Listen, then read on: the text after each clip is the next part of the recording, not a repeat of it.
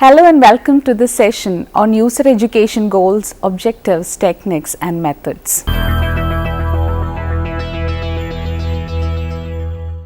T.S. Eliot has written, I quote, "Where is the life we have lost in living? Where is the wisdom we have lost in knowledge?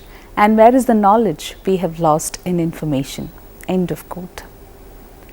The question as to life could be answered only through living, but rest of the observations are conceptual and consequently relevant to the very idea of libraries as the centers of information or knowledge and field of study dedicated to that cause.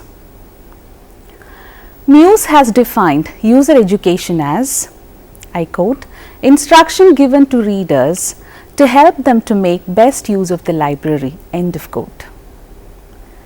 As for library is concerned, the main purpose of user education is to stimulate the library use. Modern libraries are mechanized institutions. Libraries have developed various tools and techniques to make users help themselves in exploiting the resources of the library. Reference librarians have been playing an important role in initiating fresh users into the library system. With the advent of information age, we need for training the users in the retrieval of information for bibliographical databases, use of online public access catalogs, OPAC, CD products, etc. has become essential. The process of providing information about the library and training in its use is termed as user education or user instruction. As the users include planners, policy makers, managers, specialists, scientists, researchers, etc., the term user education sounds well and goes well over user instruction. Yet another term in vogue for this phenomenon is bibliographic instruction. User education is a program designed and operated by the library or information personnel to teach the users about the resources, the ways to locate the resources and exploit and use the resources. The user education programs are to be organized on a regular basis and from time to time. User education ranges from initiating a fresh user into the library or information system, teaching about the layout of the library, various units and their location, services offered by the library, and how he or she can take the best advantage of the library or information system, to specialized training in the areas of collecting data, analyzing the same, processing and assimilation. Let's discuss the objectives of user education. The first one is to increase users' awareness of the library as a primary source or recorded information and as an agency to which users might turn with their information needs. The second is to educate users to make effective use of the services and facilities of the library system. The third is to develop user skill in finding information and in identifying and locating bibliographic references for specific purposes. The fourth is to teach effective methods of approach and information searching task in such a way that the skill learned can be adopted by the users to other library search situations. And the last one, to develop in users a sense of initiative and independence for information search, and also to encourage a sense of enjoyment in information searching and in becoming acquainted with various sources of information. Let's now look at goals and objectives of user education. A difficulty in arriving at specific objectives for library use instruction is that it is not a separate discipline, but rather a skill that requires integration with established discipline such as English or social studies or mathematics. These regularly taught courses create library use or the lack of it. The amount of library use emphasized in a course of study is what generates use among the users, and through this use, users learn about information resources. General goals and objectives of library instruction. 1. Creating a love of books and reading.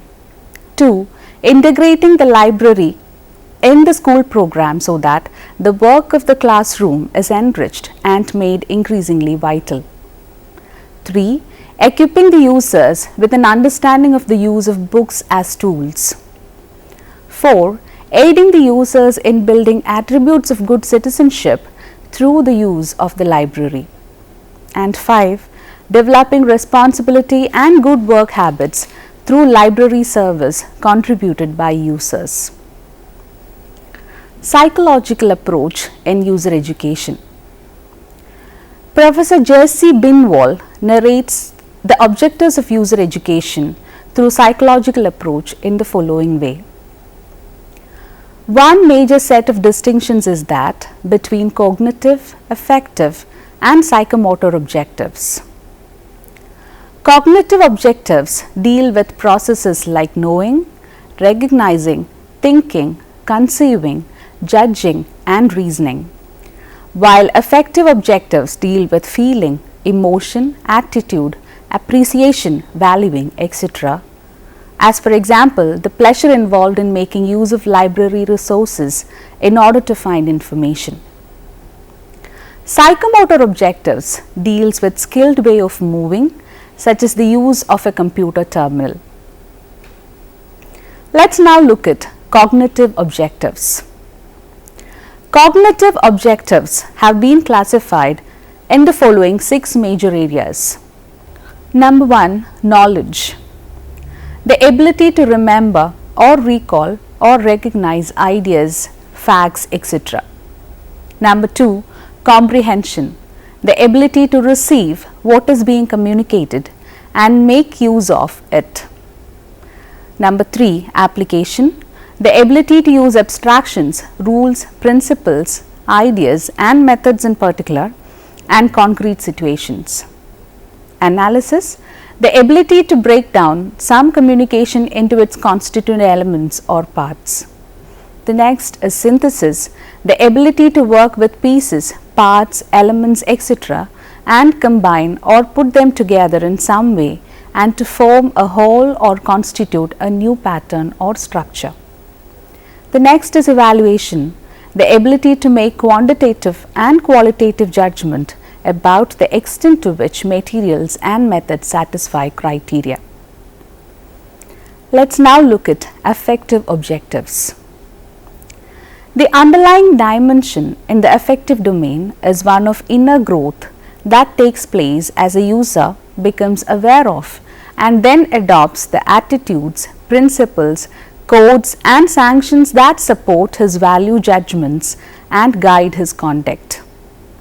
The steps of this domain are 1. Receiving or attending, 2. Responding, 3. Valuing, 4. Organization and 5. Characterization by value or value complex. This series or behavior shows more and more involvement and commitment or internalizations as one advances from receiving to valuing. Let's now look at psychomotor objectives. Psychomotor domain is the least developed domain, perhaps because it receives only a small part of the effort of teachers and also because many of these objectives seem so clear-cut. Let's now discuss techniques and methods of user education. Education is a long life process. There is no end. As far as library activity is concerned, the users are illiterates. They need some sort of user education on how to use library resources and services because the collection libraries are very complicated. To know how to use and what the service available is, etc., they must need assistance and guidance. Following are the major important techniques and methods for educating the user. First one, introduction to the library. Library timing. Opening and closing hours on weekdays and holidays, close of the day, times for issues and return of books, layout of library, building floor areas, collection etc., location of various sections, services etc. Library rules. Number of books to be issued according to category of borrowers, types of books, long period of reference books, periodicals, general books and other categories of books, overdue charges, reservation of books. Staff. Introduction with staff and charges of each section. Procedures. Information about membership registration and borrowing procedure. Introduction of library tools and techniques, which include scheme of classification, its features and class number, representing subjects, arrangement of subjects, catalog inner form, author, title, subject etc. of the catalog, how to use catalog, how to find books with the use of catalog, shelf arrangement and special collections. Introduction to information sources.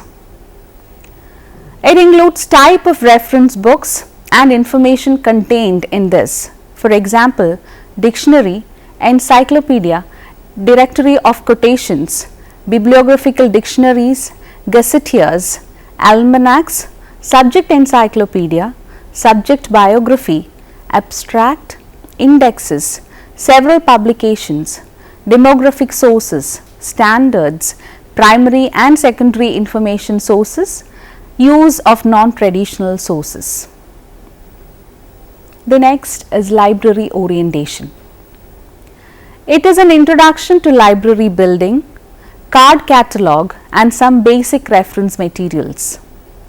The orientation aimed to the follow: motivation for searching and using the information, creating awareness about available information resources, exposing them to various organizational tools of the library.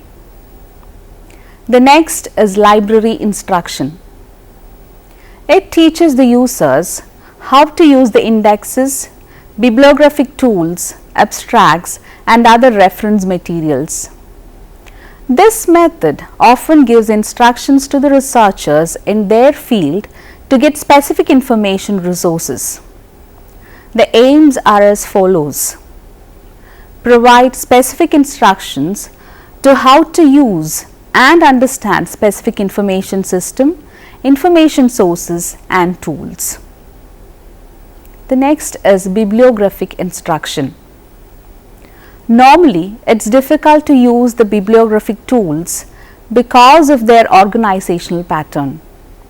Thus, these instructions aim to exposing the users to bibliographical tools. It also provides guidance to understand the features of these tools and their nature of subject coverage. ICT and web-based education. The modern libraries are at the behest of ICT. This results in the development of opaque system, electronic document delivery system, multimedia applications and internet and so on. As the user of the library faced bewildering fractional arrangements of classification and cataloging, the implementation of ICT complicated or aggravated this further. This results in preventing and minimizing the use of library resources as well as services of the library. To avoid these phenomena, it is necessary for libraries to redesign the user education programs, and in the changing environment, the user needs a specific training in the use of library services. The web-based user education provides a high degree of interactivity and flexibility to the users. Web guides and teaching tools are found everywhere on the web because they are easily updated, accessed and printed on demand. The library websites can use web-based user education for imparting training to users in teaching the basic library skills along with glossary of library terms, using library opaque, locating books, magazines, biographical data and other library materials, understanding how to navigate the library's website and how to select the most relevant database, instructions for searching CD-ROM and guidance in locating web-based databases and other electronic resources and instructions on subject searching, training, using Boolean operators and searching internet resources through search engines. Other important methods. 1. Lecture method. It may be formal or informal. 2. Advertising. Paper, journal, posters, pamphlets, etc. if it is limited to a particular small geographical area. If it is online database, then it requires a very wide advertisement through papers, journals, etc. 3. The workshop. About the CD-ROM, online services, and then gives hands-on practice workshop. 4. Brochures. It is brought out by each and every industry. It may contain history, use benefits, comparison, purchases, addressee in brochures and leaves. 5. Newsletters. 6. Demonstration method. 7. Book exhibition. 8. Display of new arrivals. 9. Mass media. Services to the users. Services to the users can be provided as follows. 1. Search assistance. 2. Dissemination. 3. Notification. 4. Reference. 5. Referral. 6. Document reproduction. And 7. Translation. There is no doubt that the user education program brought a positive change to the respondents' behavior towards library use, considering their previous background. Much can be achieved if some efforts would be put towards those faculties that have small number of participants in user education classes.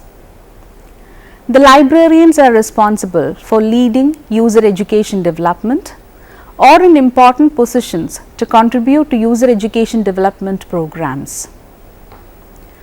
Proper user education helps the library users to save the time, and the saved time can be used for further intellectual works. This can be done successfully by incorporating end user education and training components in the academic libraries, developing continuing professional education and training programs for the library and information professionals, as well as the end users will have to develop learning attitude and network related competence to us by the information and communication technologies. Now let us summarize what we have discussed in this session. The user education programs creating an awareness of the availability of information relevant to different needs and situations, different tools and approaches to information searching and accessing, also how it develops the ability to extract, synthesize and package information to suit individual needs and convenience. I can give you some assignments. The effectiveness of multimedia for library user education. User education programs of university libraries in India. Demonstrating an awareness of current instructional technologies available. Discussing the various issues surrounding collaborating with others on instructional plans. The last one, demonstrating an understanding of the history and current position of user education within the library profession. Here are some references. The book titled Academic Libraries, written by Chaturvedi D.D. in 1994, published by Anmol, New Delhi. The next is Users' Approach in Information and Libraries, written by G. Devarajan in 1989 and published by S.S. New Delhi. Another one is Library and Information User and User Studies, written by G. Devarajan, published in 1995 by Becon Book, New Delhi. The next is Library and Society, written by S.K. S. Pandey in 1992, published by S.S. New Delhi. Another book is Library and Users, written by P.S.G. Kumar in 2004 and published by B.R. Publishing Corporation, New Delhi. Thank you for watching this session. Until we meet again, goodbye.